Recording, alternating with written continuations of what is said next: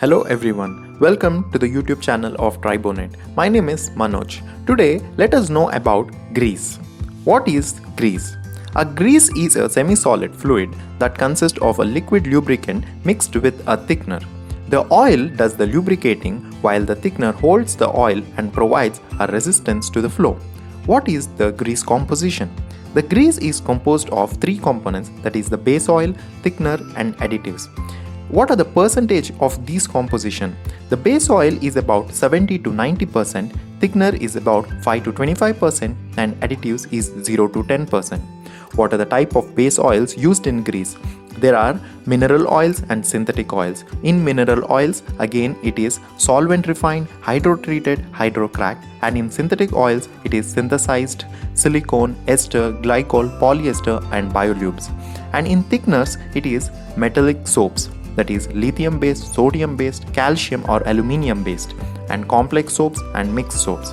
And what are the type of additives? The additives depends on the type of properties what you have to increase in grease. It can be extreme pressure properties, thermal stability, corrosion resistant and anti-wear.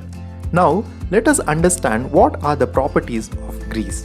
Lubricating grease consists of 70 to 90% of base oil, 5 to 25% of thickener and 0 to 10% of additives, where all these constituting the grease a semi-solid structure.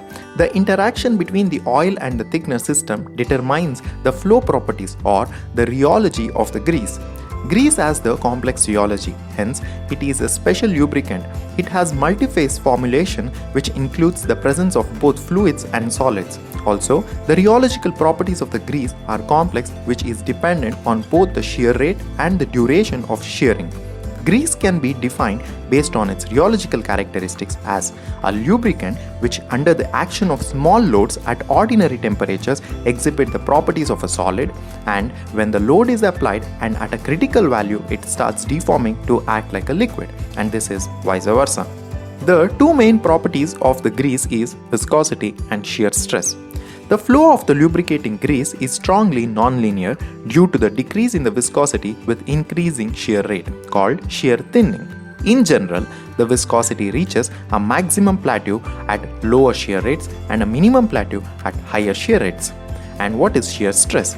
At a very low stresses, no fluid behavior can be absorbed in greases within a reasonable time. Under these conditions, the fiber contacts can restrict the grease flow by mechanical obstruction. It is said that the greases display apparent yield behavior, that is, they only experience irreversible flow after a minimum stresses or strain has been applied, called yield stress. The yield stress is an important for several practical reasons, since for example, it prevents grease leakage and also determines its sealing capability in bearing.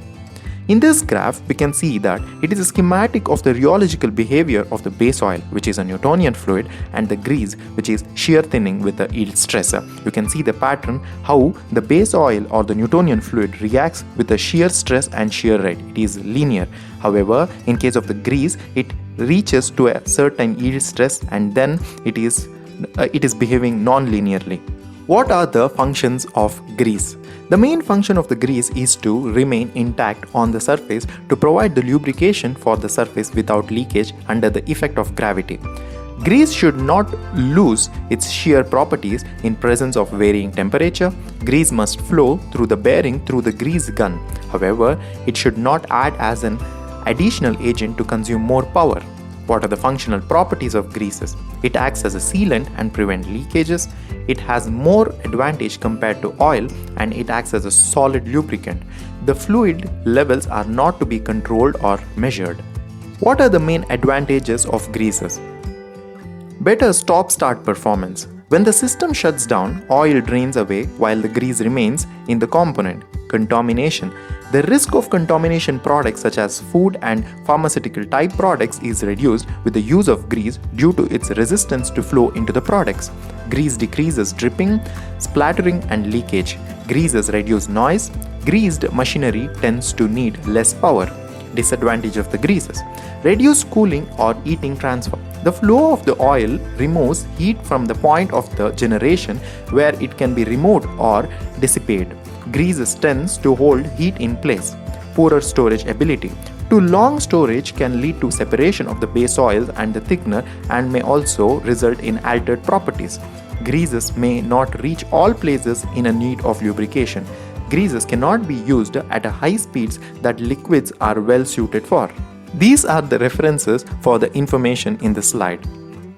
Thank you for watching this video, and to get more information on the topics related to tribology, follow us on our social media pages, that is on Instagram, Facebook, LinkedIn, and also don't forget to subscribe to our YouTube channel Tribonet and also visit our website www.tribonet.org.